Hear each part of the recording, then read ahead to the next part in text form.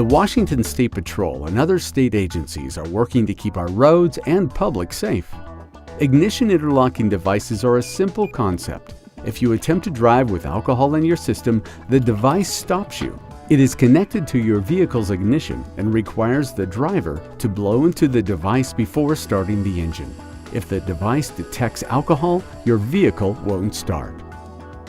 This restriction applies to any type of vehicle that you drive, including motorcycles, rental cars, friends' cars, loaner cars, and company cars.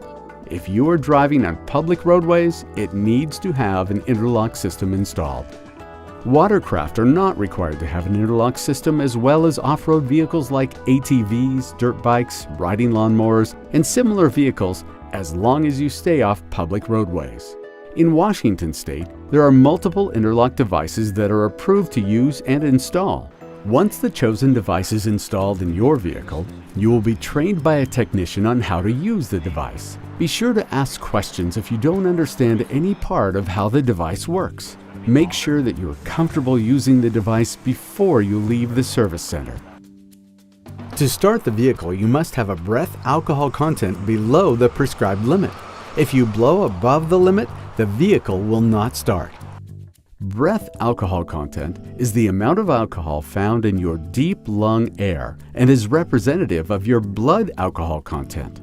If your vehicle has a mechanical issue and stalls, you're provided a 2-minute window to restart the vehicle without having to take another test. If your vehicle stalls beyond 2 minutes, the device will require a breath sample prior to starting up again. Do not use products that may contain alcohol within 15 minutes of providing a breath sample. Some products such as mouthwash, perfume, cologne, and cough syrup may inadvertently register on the device if the test is taken too soon after using them. In addition to these, other products like solvents, leather protectors, even windshield washer fluids sometimes contain alcohol. Refrain from using these products just prior to or during a test. If you do experience an alcohol violation that you believe was caused by one of these products, you should provide a follow-up breath test in view of the camera within 10 minutes. If you pass the follow-up test, the first test will not count against you as an alcohol violation. If you do not take a follow-up test, your first test will be considered a violation. Also, don't have any food products in your mouth when administering the test. We recommend that you wash your mouth out with water prior to all tests. In addition to not eating before providing a sample, you should not smoke, chew tobacco, or vape within the time suggested by the manufacturer. Once your vehicle has been started, you'll be required to give random retests throughout your drive. The first retest will be within 10 minutes of starting the vehicle. Your device will notify you when the retest is required. If you're driving when the retest is needed, you should pull off the roadway safely before attempting to take the test. You will be given roughly 5 minutes to provide a breath sample. The second and following retests will be required randomly, anywhere from 10 to 45 minutes apart. If you ignore the retest notifications or you log a breath alcohol content above the prescribed limit, your vehicle will give a continuous audible alert until it is stopped and shut off. Any failure to submit a random retest or breath alcohol content above the prescribed limit while driving will result in a violation reset. This will require you to respond to an Interlock service center within 5 days for servicing and could result in additional fees. After 5 days, if the vehicle has not been serviced, the vehicle enters lockout mode and won't start.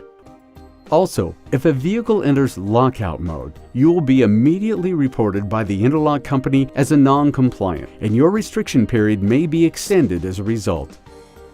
Don't try to trick the system. All approved devices have an anti-circumvention feature that makes sure that only the driver can register recordings on the device.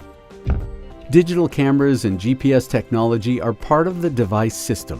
When a test is required, the device will take a digital image of the driver and capture their GPS coordinates. All testing and device events are recorded in the device's memory and are accessible by the company, judicial system, parole and probation officers, Department of Licensing, and law enforcement. Only you can provide a breath sample, not your friends, not your children, not an air compressor. It is a criminal offense if you are the driver and you allow someone else to take the test for you. You both could face interlock circumvention charges. Don't do it. As a restricted driver, you and you alone are responsible for all the information recorded by your device. Alternately, if you have someone else driving your vehicle, that driver, even if they do not have an interlock restriction, must provide a breath sample. And only the driver should be providing a breath sample. This is confirmed by the digital camera within the system. Interlock devices in Washington only use fuel cell alcohol detection technology that is specific to alcohol. You can't fool the device. Also, attempts to tamper with the device, digital camera, or any wiring will be reported to the State Patrol.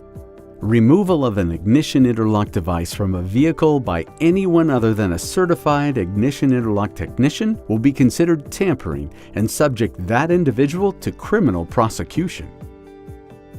Also, don't use the interlock device as a tool to check your breath alcohol level or that of your friends with no intent to drive. All events are recorded, and this will likely result in a violation with added fees. There are other commercial devices you can buy for this.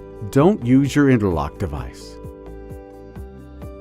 Once you finish watching this video, you will be asked to sign a form that becomes part of your file indicating that you understand everything that you learned.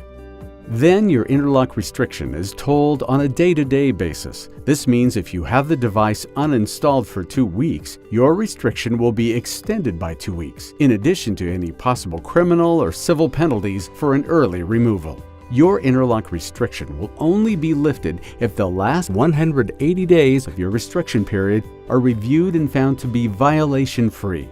Any violations during this time will extend your restriction for an additional 180 days. This will continue indefinitely until you have 180 days of no violations. There are certain violations that will extend your restriction. You can review a detailed description of these violations on the Washington State Patrol website and from your interlock provider.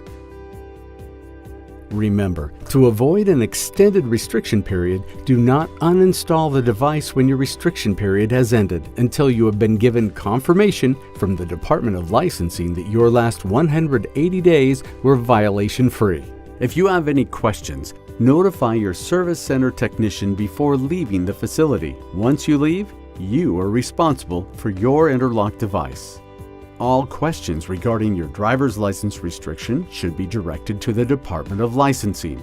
For law regulations or enforcement questions, contact the State Patrol. The State Patrol and others in the judicial system want you to be safe. We want you to complete your restricted time successfully. Remember some basic rules and you'll serve your restriction easily. Don't try to drive with alcohol in your system. Use the device correctly and take your random tests when the device notifies you. Don't try to trick the system. Only you can provide a breath sample. Don't tamper with or remove the device. Attempts to tamper with or circumvent an ignition interlock device will be reported to the State Patrol. Remember, you and you alone are responsible for all the information recorded by your device. You have all the tools to complete your restricted time successfully. There are no excuses for alcohol violations.